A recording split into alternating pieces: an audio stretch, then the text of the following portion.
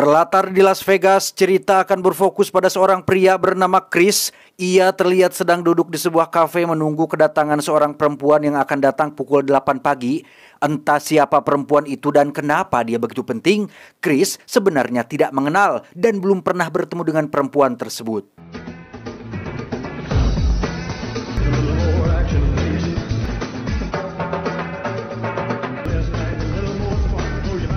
Chris sendiri berprofesi sebagai seorang pesulap amatir di sebuah bar yang tidak terlalu terkenal. Dengan bayaran kecil yang hanya cukup untuk makan 3 hari dan membeli udud setengah bungkus di warung Teh Yuli, Chris memainkan trik sederhana kepada salah satu pengunjung yang hadir pada malam itu. Yeah. Yes, wouldn't blow all your minds. One now. Let's have a big hand for young Kim. Selesai bekerja, Chris pun pergi ke kasino tempat biasa ia nongkrong. Disinilah hal menarik mulai terungkap, bahwasannya Chris adalah seseorang yang dianugerahi kemampuan luar biasa. Ia dapat melihat masa depan selama kurang lebih 2 menit ke depan, dan yang bisa ia lihat hanyalah hal-hal yang berhubungan langsung dengan kehidupannya. Dengan kemampuan melihat 2 menit ke depan itulah, Chris mampu memenangkan setiap permainan judi di kasino tersebut sampai-sampai pihak kasino mencurigai adanya kecurangan.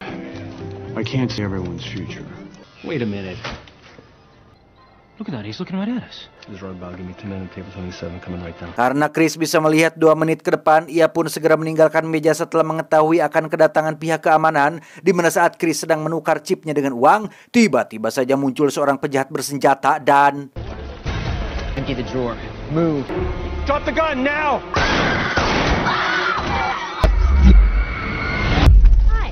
Ya, yang barusan kita lihat hanyalah penglihatan masa depan Chris, sehingga untuk mencegah kejadian itu benar-benar terjadi, Chris pun langsung melumpuhkan penjahat tersebut tepat saat pihak keamanan datang ke sana.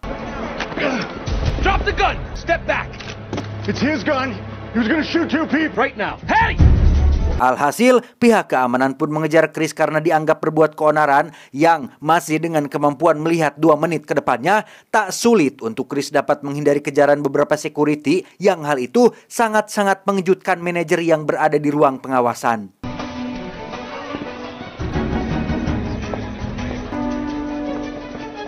He's right between you.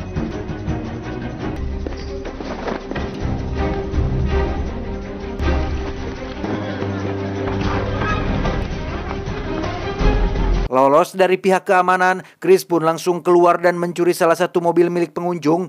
Terjadi kejar-kejaran antara Chris dan pihak kasino, di mana Chris nekat memacu mobilnya dengan kecepatan 80 km per jam tepat saat ada kereta yang lewat, sehingga...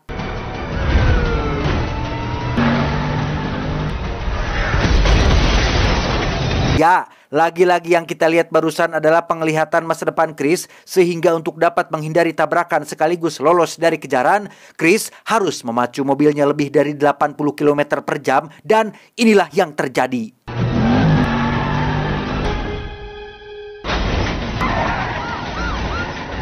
Beberapa saat setelah kejadian itu, kita akan diperkenalkan pada seorang agen FBI perempuan bernama Agen Kelly. Seseorang yang ditugaskan atasannya untuk menyelidiki kasus pencurian bahan peledak nuklir atau bom nuklir yang katanya ditujukan untuk meledakkan kota Amerika Serikat. Alih-alih fokus melakukan investigasi, Kelly justru malah tertarik menyelidiki sosok Chris yang ia yakini memiliki kemampuan unik untuk melihat jauh ke depan. Kelly percaya bahwa jika ia bisa mengajak Chris bekerja sama dengan FBI, maka tidak hanya kasus pencurian bom nuklir saja yang dapat terselesaikan, tetapi juga kasus-kasus lain pun akan lebih cepat dan mudah terpecahkan. I need actionable intelligence, not paranormals and... You let me bring him in and you'll get what you want. Meski sudah 3 bulan Kelly menyelidiki sosok Chris, ia masih belum tahu bagaimana cara kerja atau bagaimana Chris menggunakan kemampuannya, seberapa jauh ia dapat melihat masa depannya. Sehingga Kelly memanggil si manajer kasino untuk mencari tahu lebih tentang Chris. Namun si manajer juga tidak tahu dan tidak habis pikir bagaimana Chris bisa mujur berkali-kali. Was that to work system? Thank you, we're finished. None of it is up for discussion. Now, as far as you're concerned, Kembali ke Chris yang baru tiba di tempat pamannya, si paman ini sudah ia anggap sebagai ayah sendiri karena sejak kecil Chris dirawat oleh si paman, sedangkan kedua orang tuanya menghilang entah kemana. Usut punya usut, kedua orang tua Chris ini dulunya pernah bersekolah di sebuah sekolah khusus orang-orang berkemampuan istimewa yang dipimpin oleh seorang profesor berkepala botak dan selalu menggunakan kursi roda. Hanya dengan sang pamanlah Chris bisa curhat tentang semua hal yang terjadi dalam hidupnya, termasuk sosok perempuan yang dalam penglihatannya akan datang jam 8 pagi di kafe yang kita lihat di adegan awal tadi. Ternyata ada pengecualian untuk sosok perempuan tersebut. Seperti yang kita tahu, Chris hanya bisa melihat masa depan dalam 2 menit ke depan. Tapi terkhusus untuk sosok wanita ini, Chris bisa melihat lebih jauh ke depan. Bahkan ia sendiri tidak tahu kapan si perempuan akan datang. Makanya hampir setiap hari Chris datang ke ngopi di kafe tersebut tepat pada jam 8 pagi. Hanya untuk menunggu kemunculan sosok AWW tersebut. Well, you looked at the clock. It could be 10 years from now she gets hungry. It's gotta be soon. Except for her. Saat sedang masih mengobrol dengan sang paman itulah Chris kedatangan Kelly yang ujug-ujug muncul dari belakang. Tanpa bertele-tele, Kelly langsung menceritakan tentang kasus pencurian bom nuklir. Dan sudah 3 minggu sejak kedatangannya di tanah Amerika, Kelly ingin agar Chris bergabung dengan FBI. Sama-sama saling membantu mencari tahu di mana bom nuklir itu berada, sekaligus menyelidiki tentang sosok pelaku di belakangnya. I want you to look ahead and tell me where it's going to be deployed. I think you've got the wrong guy. It's, One for assault involving a weapon at the casino. Karena Chris terus melakukan penolakan, Kelly pun terpaksa mengerahkan pasukannya yang sudah mengepung tempat ini. Tetapi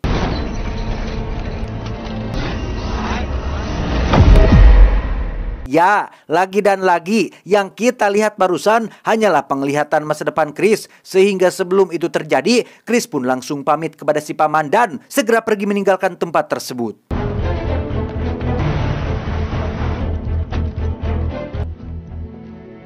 I missed him by seconds, didn't I?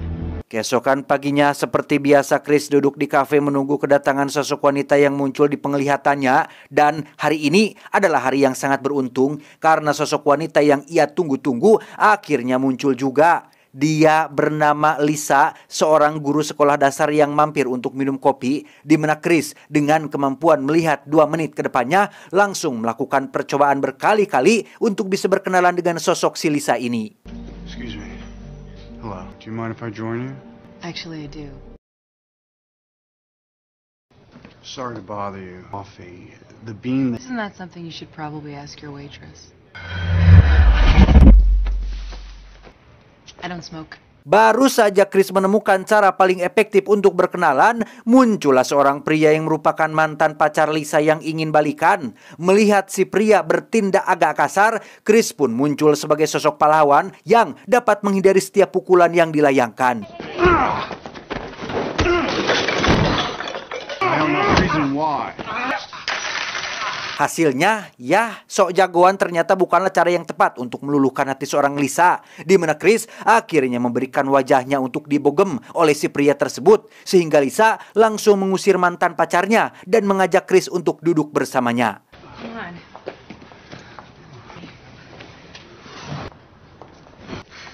I'm Liz. Chris. Setelah mendapatkan rasa simpati Lisa, kini lebih mudah untuk Chris bisa mengenal lebih jauh tentang sosok perempuan impiannya ini. Chris berpura-pura sedang butuh tumpangan menuju satu kota yang arahnya sama dengan tempat yang akan Lisa tuju, sehingga Chris bisa berduaan berkendara dengan wanita idamannya. It's amazing, isn't it?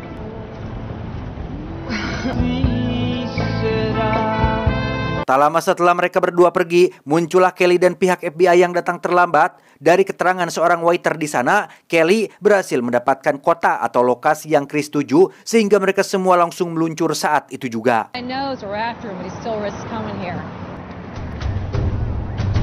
Beralih ke pelabuhan yang menjadi tempat disembunyikannya bahan peledak nuklir, pelaku di balik pencurian ini ternyata adalah sosok pria jahat bernama Smith yang memang sudah lama menjadi buronan internasional berkat serangkaian kejahatan yang dilakukannya seperti pembunuhan, pencurian, terorisme, dan lain-lain. Di balik sosok Smith, ada orang dalam pemerintahan yang selalu melaporkan kabar terbaru yang berkaitan dengan dirinya, termasuk sosok agen Kelly yang ditugaskan untuk menyelidiki kasus bom nuklir ini.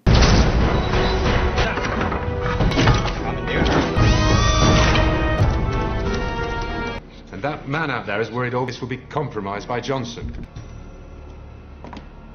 Dari mulut seorang dalam pemerintahan inilah, Smith jadi tahu jika Kelly sedang mengejar seorang pesulap bernama Chris Johnson.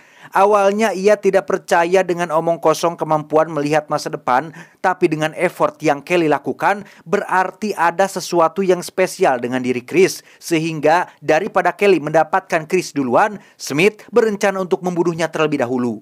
Get rid of him. Do it now.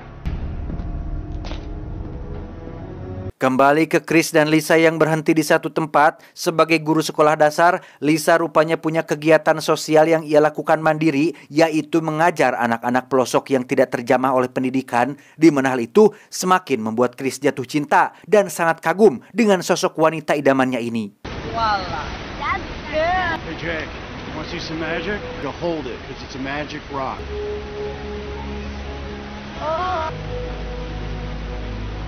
You are odd. Charming. Chris dan Lisa pun melanjutkan perjalanan sampai ketika malam hari tiba disertai hujan deras, terjadi bencana longsor yang mengakibatkan jalan tertutup, sehingga petugas tempat pun menyarankan untuk Chris dan Lisa putar balik saja, sekaligus merekomendasikan hotel yang cocok untuk mereka berdua menginap malam ini. Sesampainya di penginapan yang dimaksud, Chris dan Lisa pun terlihat canggung dengan apa yang harus mereka berdua lakukan. Pasti Anda mengira mereka akan tidur berdua di dalam satu kamar dan melakukan hal-hal yang dalam tanda kutip. Tapi jangan suujon dulu bos. Meskipun Chris tukang tipu dan tukang judi, ia masih punya adab, harga diri, etika, dan pengendalian diri. Sehingga Chris memilih untuk tidur di dalam mobil saja dan membiarkan Lisa bobo di dalam. Good night. Good night.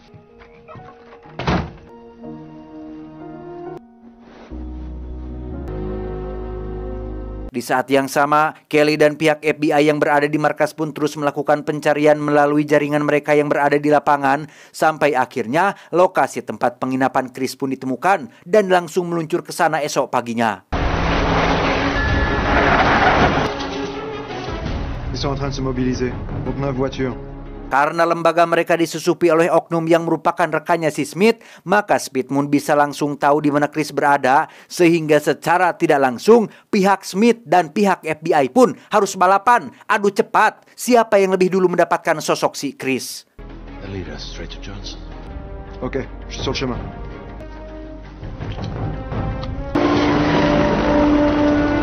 An area surveillance is from this road here, that turnout.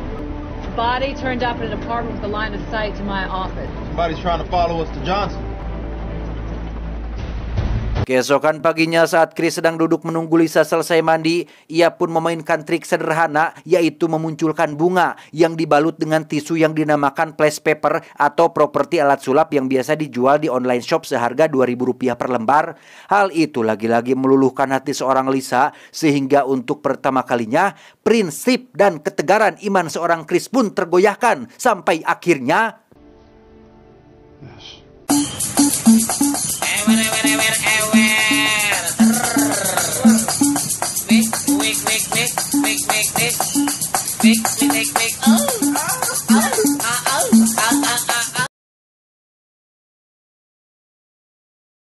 saat Lisa sedang tidur lelah, Chris sendiri masih terjaga dengan melihat sesuatu yang entah apa itu, di mana Kelly dan pihak FBI sendiri rupanya sudah berada di lokasi sampai ketika Lisa keluar dari kamar untuk membeli makanan di warung. Kelly langsung menghampirinya untuk memberitahu siapa sosok Chris yang sebenarnya. Elizabeth Cooper? Yeah. Federal Agent Ferris. They're putting her in the car. Agar Lisa mau bekerja sama, Kelly pun berbohong dengan mengatakan jika Chris adalah psikopat yang sangat berbahaya. Mereka meminta Lisa untuk memasukkan obat penenang ke dalam minumannya dan tetap bersikap tenang sampai nanti pihak FBI melakukan penggerbekan.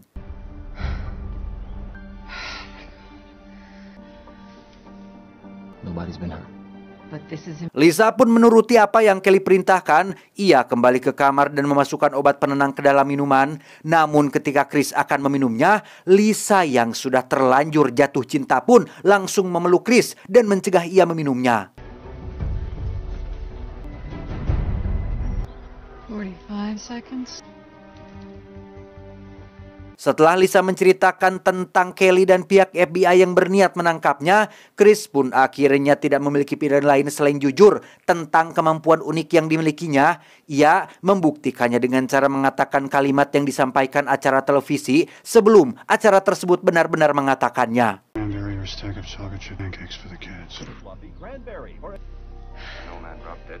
Safe? Who knows what's safe? I know a man who dropped dead from...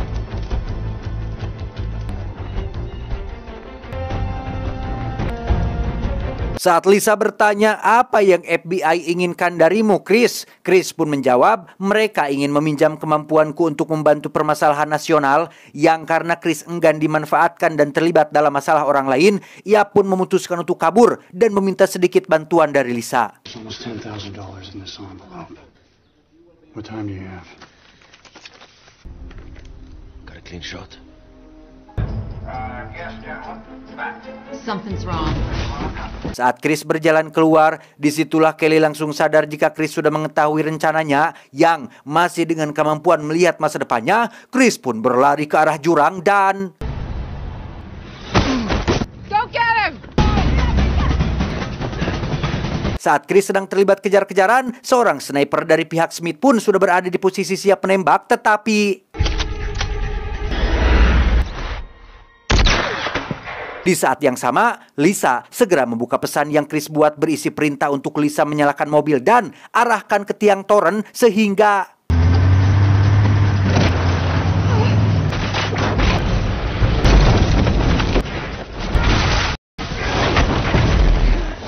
Ketika Chris sampai di bawah, sudah ada Kelly yang menunggunya di sana, di mana momen dilema pun terjadi ketika Chris punya pilihan kabur, tetapi harus membiarkan Kelly mati, sehingga inilah yang Chris lakukan.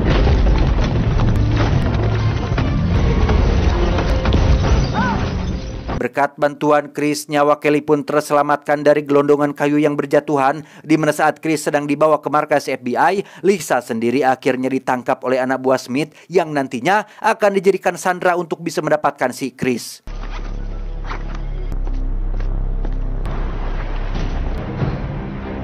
Disinilah Chris sekarang dikurung di markas FBI dengan diikat pada kursi dan dipaksa untuk terus membuka matanya. Kelly meminta Chris untuk menemukan di mana bom itu disembunyikan hanya berdasarkan tayangan berita di televisi. Go on and find it.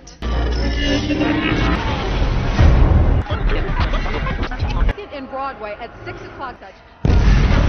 Dan ya, alih-alih menemukan bom nuklirnya, Chris justru harus melihat kematian Lisa yang diledakkan tepat di tempat terbuka.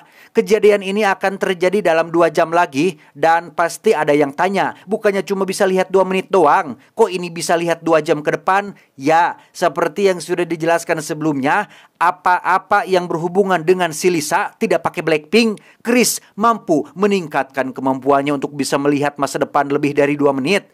Ingin segera menyelamatkan Lisa, Kelly justru malah menyuruh penjaga untuk memindahkannya ke ruang isolasi untuk disendirikan.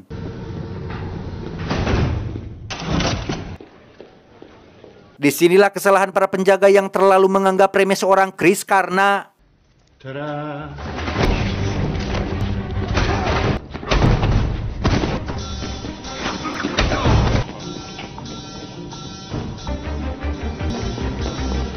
Berhasil lolos dari kejaran FBI, Chris pun terus berlari menuju lokasi parkiran tempat Lisa akan diledakkan. Yang sesampainya ia di sana, Chris hanya bisa terdiam merenungi nasib Lisa yang tidak ada kesempatan untuk selamat. Sampai ketika Kelly muncul di sana, barulah ada harapan untuk dapat menyelamatkannya. It hasn't happened yet, and I know who has her. Right now, she's still alive. Setelah mengobrol cukup lama, Chris akhirnya setuju untuk bergabung, di mana langkah awal kerjasama mereka adalah dengan melumpuhkan satu sniper yang berada di atap gedung. Chris harus menyerahkan dirinya untuk ditembak, supaya FBI bisa mengetahui lokasi tempat persembunyian sniper tersebut.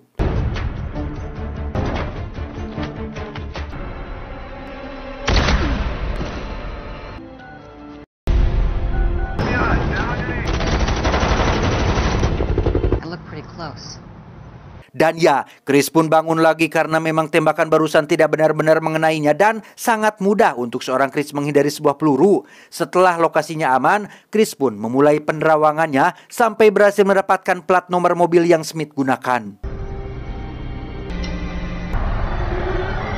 F272.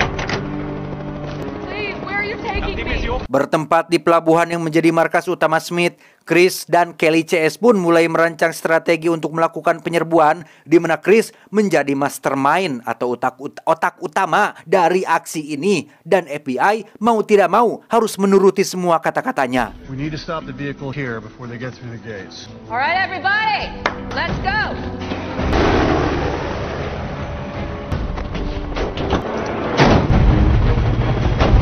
Tepat saat Smith akan berangkat, FBI sudah keburu datang, di mana terjadi baku tembak yang cukup menegangkan dengan Kelly yang belum berhasil diselamatkan.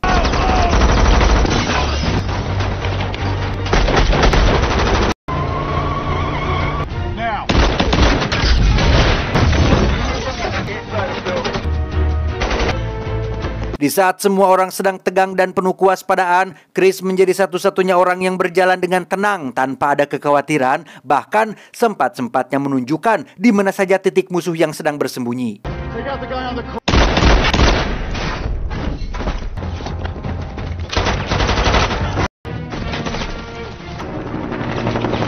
Bertempat di kapal besar, Smith terus membawa Lisa menjauh dari keramaian, di mana Chris menjadi guide untuk Kelly dan anak buahnya dalam menghindari beberapa jebakan yang sudah terpasang.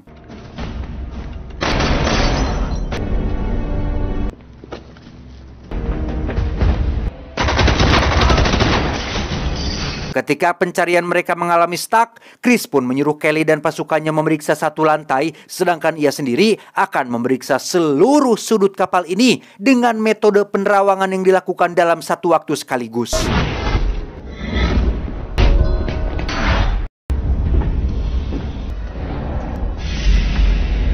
Setelah berhasil mengelabui semua anak buah Smith, Chris dan yang lain pun kembali berkumpul di tempat yang sama untuk pergi ke ruangan dekat mesin tempat Smith menyandera Lisa. Yang seketemunya mereka di sana, Chris pun memaksimalkan kemampuan penerawangannya untuk menghindari peluru yang Smith tembakan.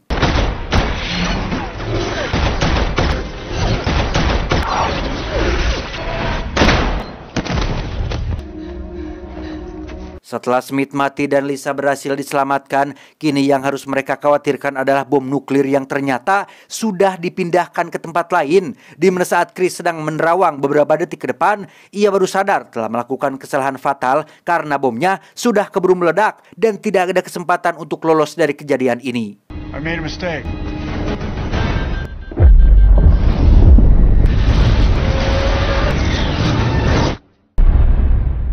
Dan ya, Anda mungkin akan terkejut saat mengetahui jika semua yang terjadi barusan hanyalah tidak lebih dari penerawangan yang sedang Chris lakukan. Faktanya, saat ini Chris masih sedang tiduran bersama dengan Lisa di penginapan. Kita mungkin lupa bahwa ketika Chris sedang bersama Lisa, maka kemampuan penerangannya akan jauh lebih kuat dan jauh melebihi ke depan. Sehingga mengetahui ini tidak akan berjalan baik-baik untuk dirinya dan semua orang, Chris pun mengesampingkan egonya dan bersedia bekerja sama dengan Lisa untuk menemukan bom nuklir tersebut.